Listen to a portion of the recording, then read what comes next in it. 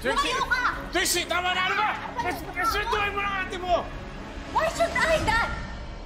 Bakit ko re-respetuhin yung taong nanira ng pamilya natin? Magdahan-dahan ka sa pagbibintang mo.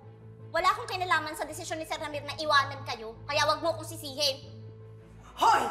Kutong lupa ka!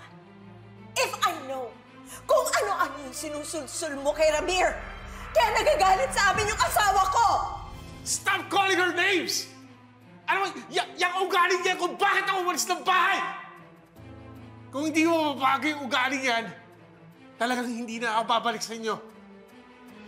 Ano? Masaya ka na ba? Masaya ka na ba nang dahil sa'yo kaya nagkakaganyan ang asawa ko? Tricia!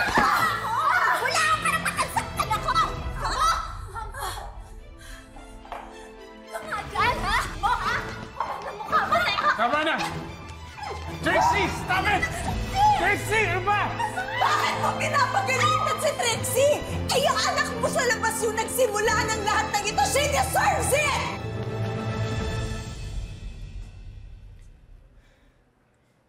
You know what? You're absolutely right, Tito. I'm gonna prove to Matty that I'm kinder and more understanding than Lilette. I'm going to make her realize na I'm the better daughter at hindi na niya kailangan ng iba pang anak dahil ako lang sapat na. Era, no. That's not what I meant. I think you misunderstood me. Let's go na, Tito Spanky. Baka malate pa tayo sa defense strategy meeting. Come on.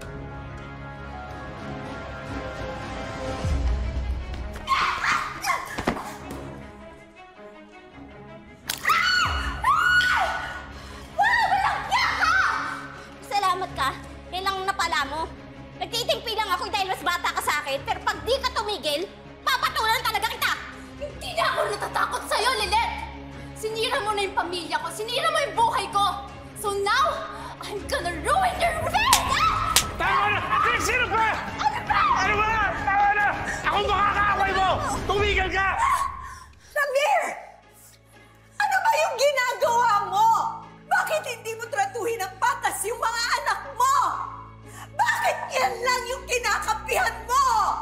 Walang ginagawa si Lilette! Kayo yung sumugod dito, sinasaktan niyo siya! Inaakusan niyo kung ano-ano! Dahil yan sa mga ugali ninyo! At bakit ko kayo kakampihan? Siya ang rason kung bakit hindi nabigyan ng hustisya yung pambababoy kay Trixie! Siya ang sumira sa pamilya natin! Siya ang anay! Siya ang root cause kung bakit tayong dalawa nag-aaway! Nang dahil sa kanya! Di si Lilette ang may kasalanan dyan! Yang ugali ninyo! Mabuti pa umalis na lang kayo!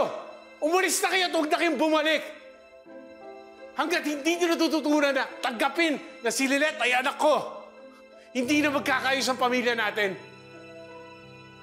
Kahit kailan, hindi ko ituturing na kapatid yung anak mo sa labas. I would rather cut my tongue than call her ate. Lilette,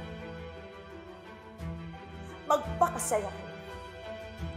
Namnamin mo na ang mga sandali ito na kasama mo si Ramir.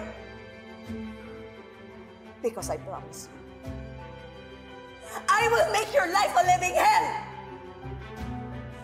Let's go, Trixie.